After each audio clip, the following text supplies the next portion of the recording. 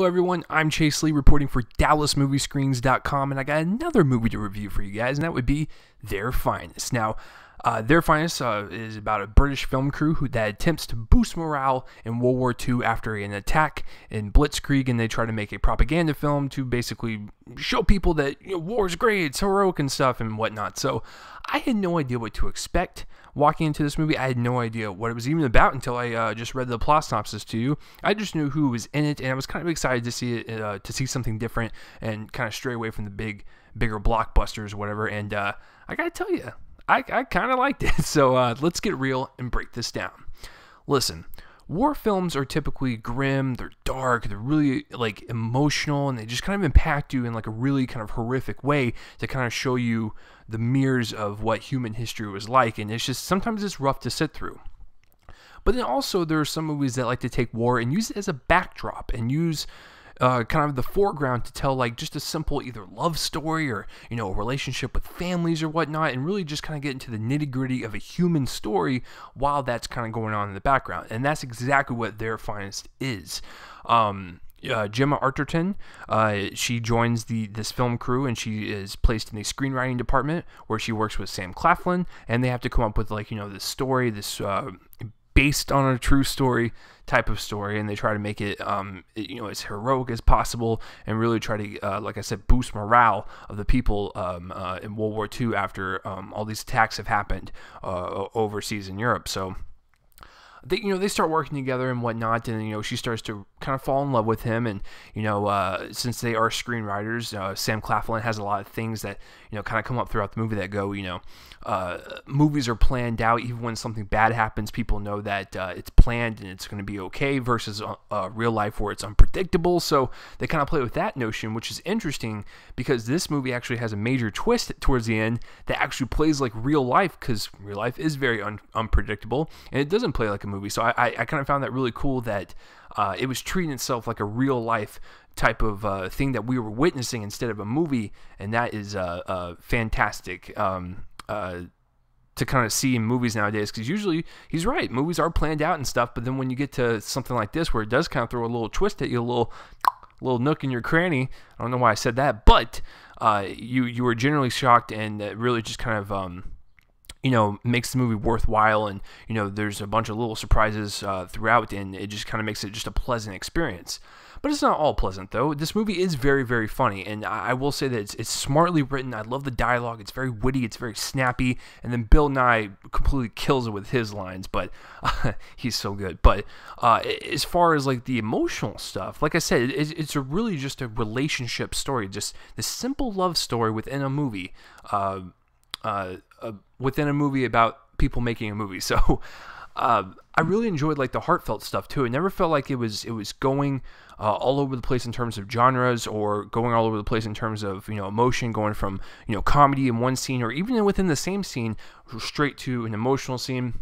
It really just kind of highlights the type of personality of these characters, because they are very fun to watch and they're very enjoyable to watch with their kind of like fun personalities. But then when it gets to the serious stuff, and these actors got to pull off some pretty heartfelt stuff, I really genuinely felt for them. And even if it wasn't like over the top type of acting, it was very subtle, and you really kind of felt all the emotions within these characters and whatnot.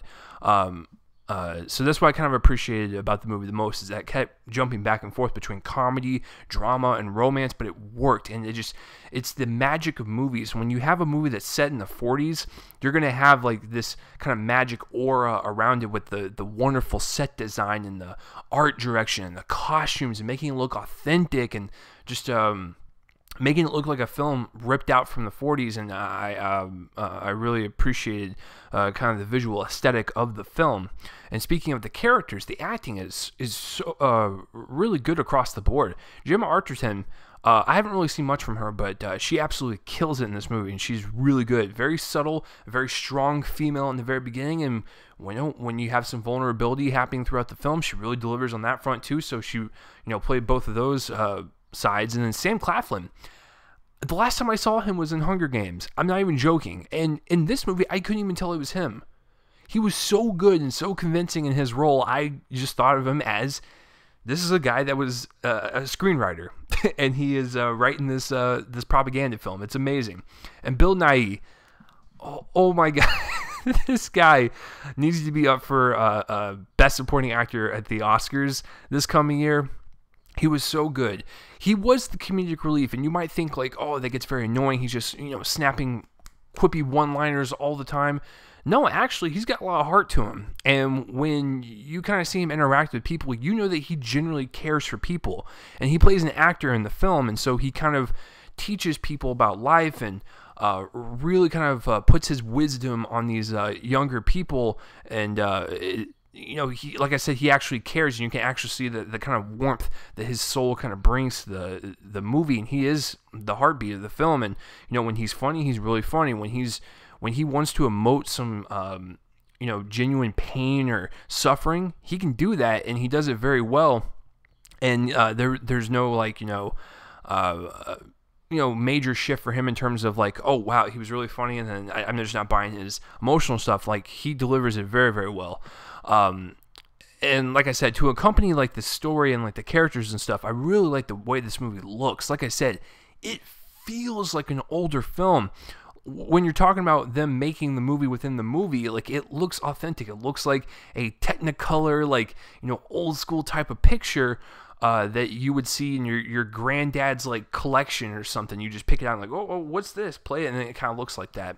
But I really like the way the film looks. I just think the actual costumes and the locations just look so authentic and so real. Like I said, it looked like a film that was plucked out from the 40s for sure. And definitely that, to go back to what I said earlier, that major twist at the end really just kind of makes this movie stand out as something that is not very predictable, and it's not planned out, and it really kind of just takes you for a ride. It is funny, it is heartfelt, it is insightful about propaganda films, and whatnot. So it does have some interesting themes going on and whatnot. So it's just a genuine love story that has World War II as a backdrop, and it has a lot of interesting moments, a lot of funny moments, and a lot of moments that you actually care about. So I'm going to give Their Finest a B. So what did you guys think of this movie, or have you even heard of it? Comment that place right on my face and let me know.